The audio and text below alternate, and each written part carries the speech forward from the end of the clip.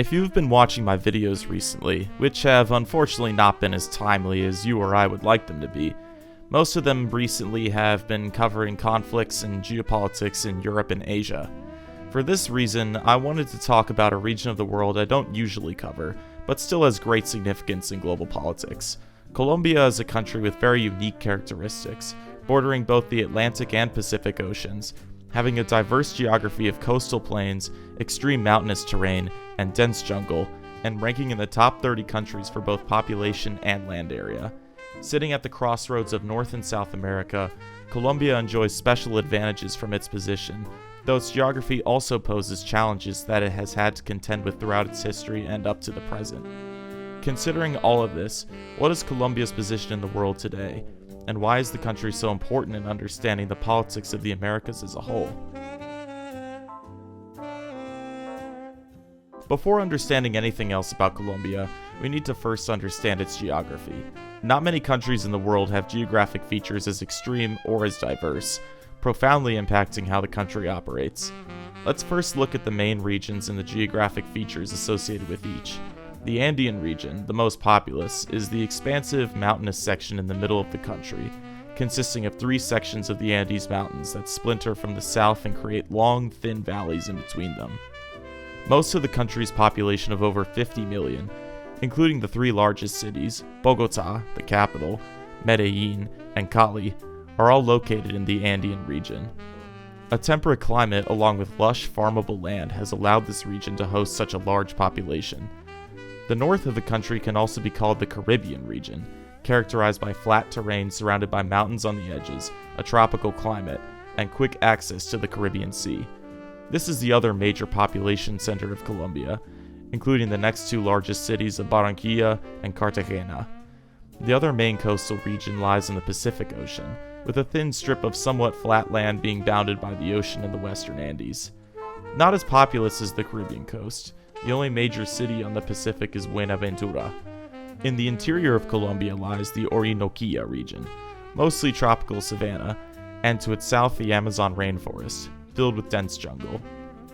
Colombia also possesses island territories in both the Caribbean Sea and Pacific Ocean, with the Caribbean territories being of special interest recently. These regions have and continue to shape Colombian society in profound ways. Like the vast majority of countries in South America, Colombia was colonized by the Spanish primarily in the 1500s. The demographics and society of the region rapidly changed from the indigenous cultures of the Andes and Caribbean to a Spanish-descended culture within a matter of decades, with many of the country's major cities, including Bogota, being founded during this period.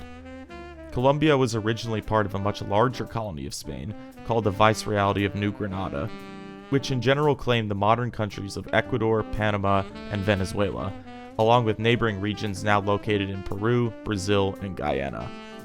With the beginning of the 1800s, wars for independence sprang up across the Spanish colonies of the Americas, while Spain was involved in the Napoleonic Wars, engulfing most of Europe during this period. Colombia's War of Independence officially began in 1810, largely led by revolutionary Simón Bolívar, who ultimately served as the country's first president, with the borders of the colony of New Granada mostly preserved. The country at the time, referred to as Gran Colombia, was among the largest of the new Spanish-American nations, though its unity was short-lived as Ecuador and Venezuela, vying for regional autonomy, did not believe they received this under the current system. Gran Colombia split apart in 1830, with the core, named New Granada, containing what is now Colombia and Panama. The modern state of Colombia as we know it today can be said to have developed from after this time, as periods of instability and civil war changed the government structure several times until the modern republic was officially established in 1886.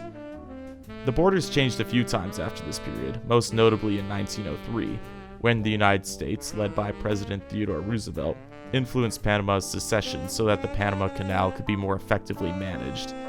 The loosely defined borders in the Amazon were settled with Brazil and Peru, by a cession of territory in 1907 to the former by treaty, and a short war with the latter in the 1930s. Colombia would play an unexpectedly large role in the Cold War of the second half of the 20th century, with right and left-wing factions vying for power in the country. This culminated in two major events, the first being the Violencia, starting in 1948 after the assassination of presidential candidate Jorge Eliezer Gaitan, leading to conflicts between his Liberal Party and the leading Conservative Party. Most fighting during this period occurred in the distant countryside, far from major cities, though a series of riots during the Violencia called the Bogotazo led to large amounts of destruction throughout the major cities, most notably Bogota.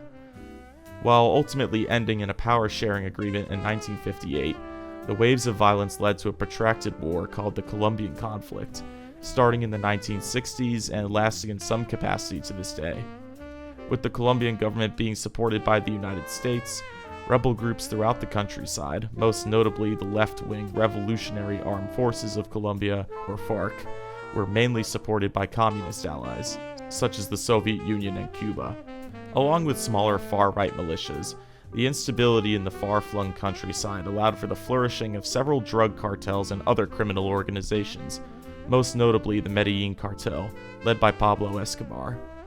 While mostly protracted in nature, the conflict has led to the displacement of millions throughout the decades, and claimed the lives of almost 500,000.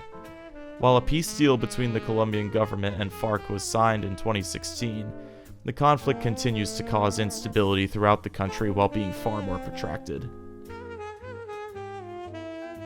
The situation inside the country, its relations with its nearest neighbors, and nations far from its borders shape Colombia's geopolitical position in some profound ways. Its widely varying landscape has endowed the country with a wide array of natural resources that drive much of the economy.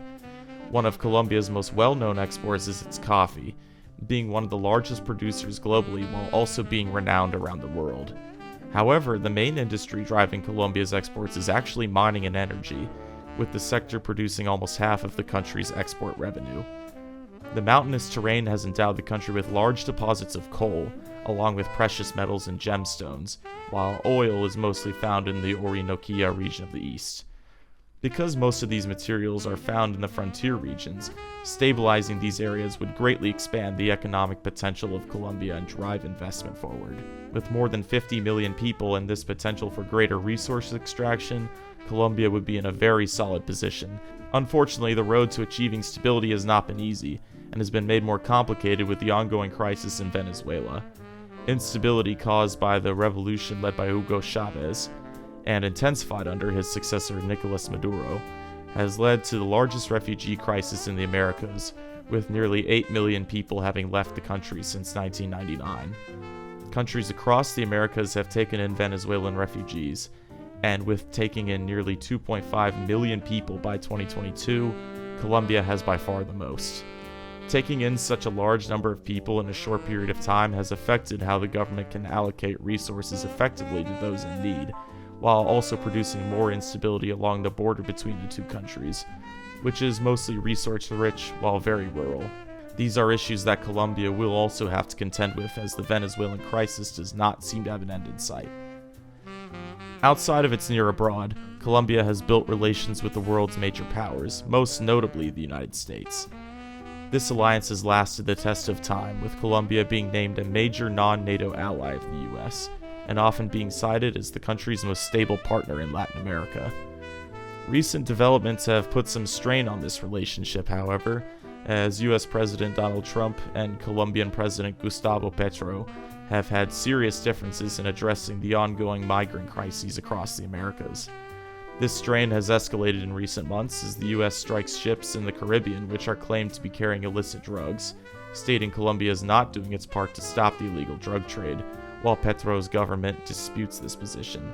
Petro, the first majorly left-wing president Colombia has had in modern history, has walked back on the position of previous administrations to take a hardline stance on neighboring Venezuela, with relations between the countries being re-established in 2022.